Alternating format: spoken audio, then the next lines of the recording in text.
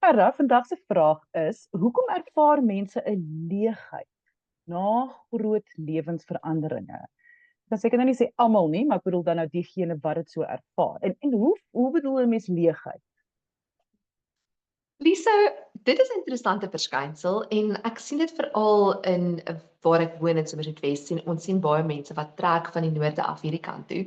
En dit is iets wat baie nogals opkom eintlik in terapie. Is dat mense trek en dan het hulle 'n verwagting dat die trek gaan op 'n manier alles verander. Die lewe gaan skielik beter wees. Hulle gaan al die probleme in hulle huwelik en in hulle werk en met hulle kinders alles van agterbly en as hulle net hier kan kom, dan gaan alles nou beter wees. So dan is daar die groot skuif wat 'n groot aanpassing is. Om te trek byvoorbeeld is een van die top stressors vir die mens. En dan kom hulle hier en dan het al daai probleme en uitdagings saamgetrek en dan sit hulle hier in 'n vreemde plek ontwortel met al die probleme wat hulle gehad het in die bekende plek.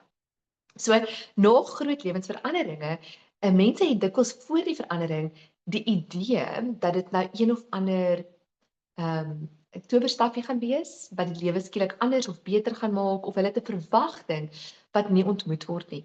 En dan wanneer die realiteit en die verwagting nie mekaar ontmoet nie, kan mense daardie gevoel van teleurstelling beleef. En ek dink dit is teleurstelling. Ek dink dit is dalk die sensasie van leegheid. Jy weet jy het ietsie verwag en nou is dit nie dit nie, want leegheid is vir my sensasietaal. Met ander woorde, dit is daar's 'n liggaamssensasie van iets binne my voel of daar iets moes gewees het, maar dis nie daar nie. En is minder 'n emotiewe taal. Die emosies wat daarmee saamgaan kan wees hartseer, kan wees verlies, kan wees teleurstelling. So daar's 'n hele ruimte van emosies wat met daardie leegheid gepaard kan gaan. Maar dit wat ek die meeste sien is dat daar teleurstelling is. Dinge is nie soos ek gedink het dit gaan wees aan die ander kant van hierdie verandering nie. En dan natuurlik ook, daar's 'n tweede aspek wat belangrik is. Voor die verandering en voor die lewensskuif wat 'n mens maak en van dit is baie goeie goed. Byvoorbeeld ehm egpare wat op trou staan, wat soveel energie en moeite in die troue sit en dan kom die troue en nou is hulle getroud en dan skielik is daar nou niks meer om hulle energie en tyd in te stoot nie. Um en dit is so vir baie veranderinge, of jy nou voorberei vir 'n verhuising, of jy nou voorberei vir 'n huwelik, voorberei vir 'n kind wat kom, voorberei vir 'n loopbaanskuif. En die oomblik as jy oor die drempel getree het en jy staan skielik nou aan die ander kant en jy het al die energie vir so lank gegee en skielik is daar nêrens om dit heen te vat nie. Dit kan mense ook nogals laat voel of daar skielik 'n leegheid is. 'n doelloosheid. En nou maar ek het nou al hierdie gedoen en nou staan ek hier en nou vir wat? Wat is die rede nou gewees?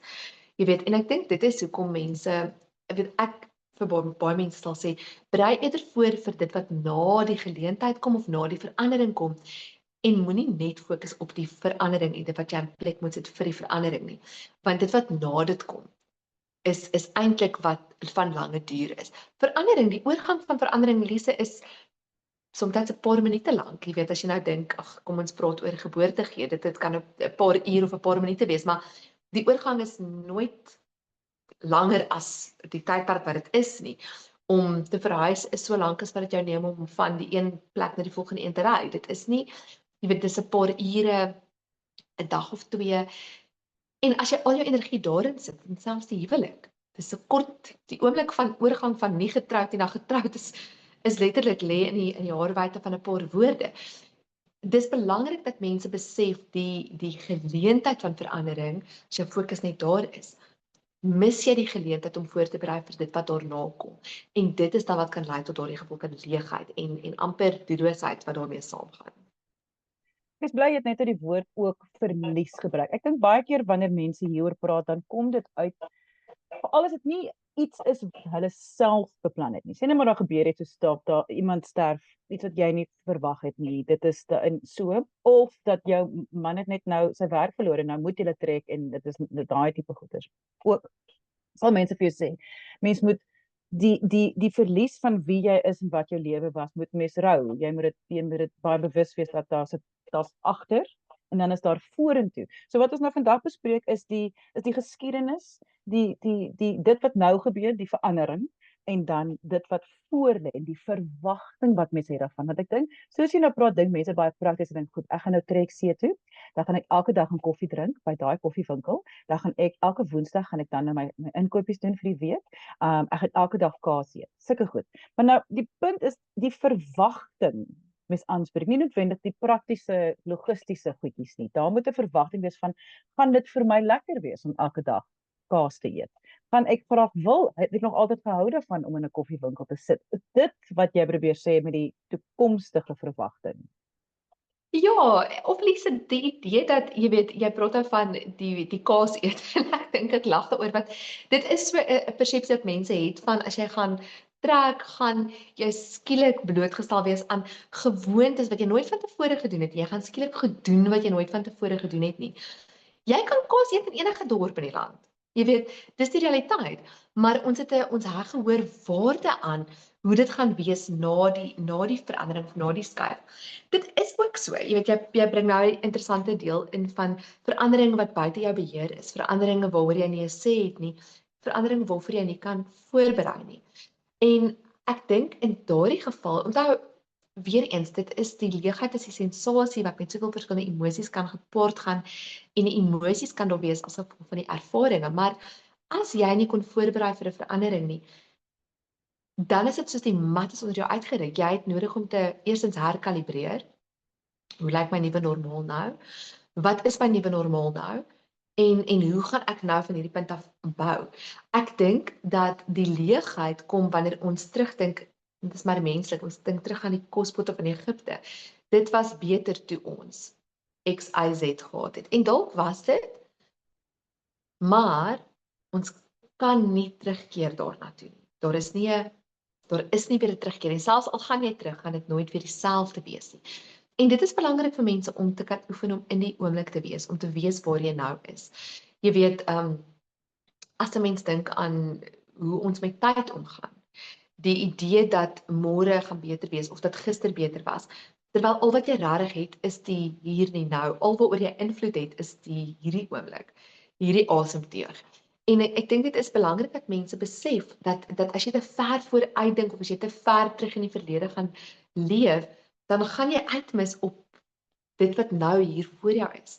En dit kan lei tot daardie gevoel van leegheid. Is dat jy weet dit wat nou hier is dalk nie hoe ek gedink het dit gaan wees nie. So nou wil ek heeltyd terugdink aan hoe dit was of hoe ek gedink het dit gaan wees.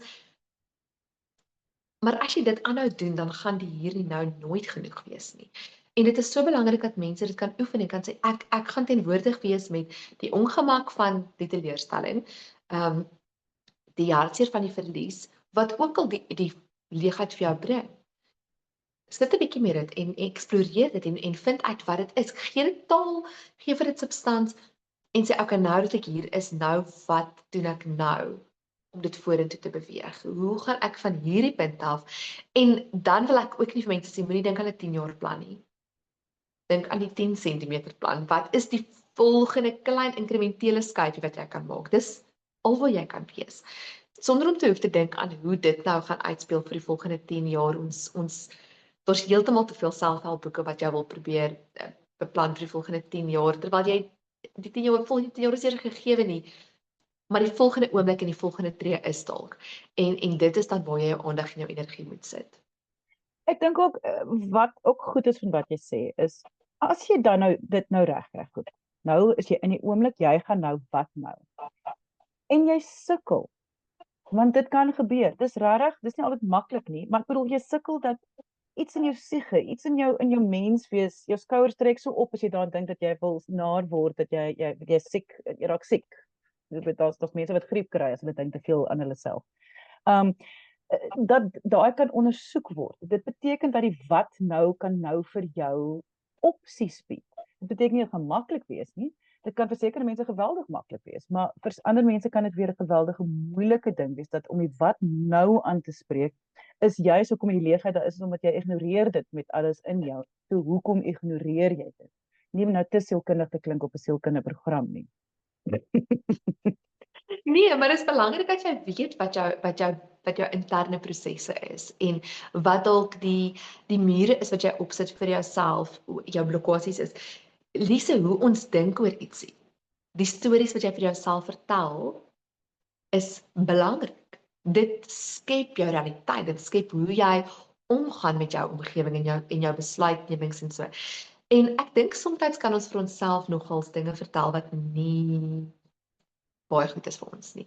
Ek dink ons kan onsself dikwels van verantwoordelikhede of beperkings oortuig wat nie noodwendig regtig, as iemand van buitekant af inkyk, dan sou hulle kon sê, ja, maar dit is nie regtig so nie. Het jy nog nie agtergekom dat dit en dit en dit dalk so kan wees nie.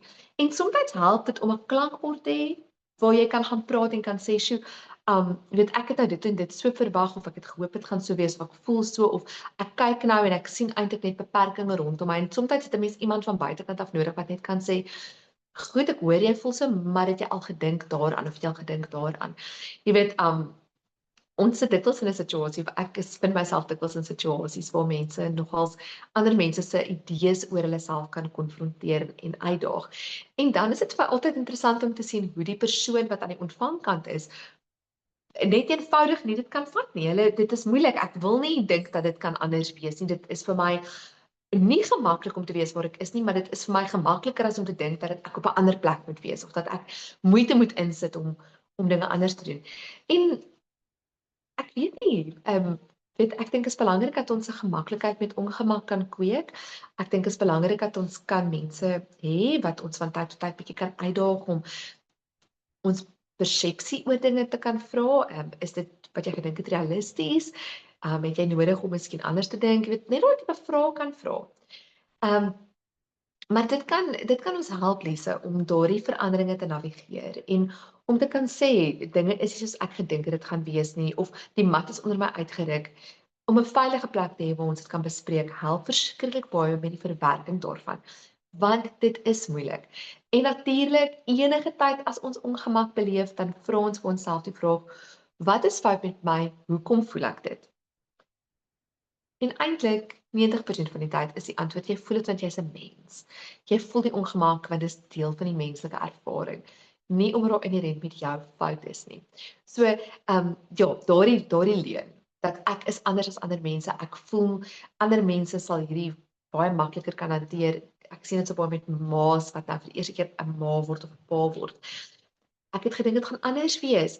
En hoekom cope al die ander ma's en ek cope nie? Dan dink ek, nee, hulle cope nie. Jy weet, ek sê maklik vir mense, luister, ek kan nie uit my praktyk uitpraat nie, maar ek kan vir jou sê, mense cope nie. Dit gaan nie goed met mense nie. Dit is hoekom die praktyke oorloop en vol is. Jy is nie alleen in jou swaar kry en jou sukkel nie. En soms net om dit te weet, maak dit vir mense moontlik om net te sê, o, wag, so dit is abnormale omstandighede. Dis nie ek wat abnormaal is nie.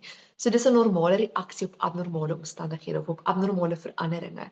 En net om daardie in jou gedagtes te hou, kan dit vir jou miskien bietjie makliker maak selfs om net hulp te gaan kry om deur 'n verandering te praat wat dalk nie gegaan het soos jy gehoop het dit gaan nie.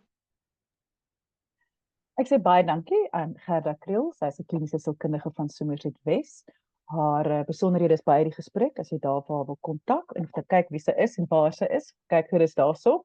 Deel hierdie gesprek, mens weet nooit wie het nodig om hierdie te hoor nie en die heel belangrikste, soos altyd, is kyk mooi na jouself.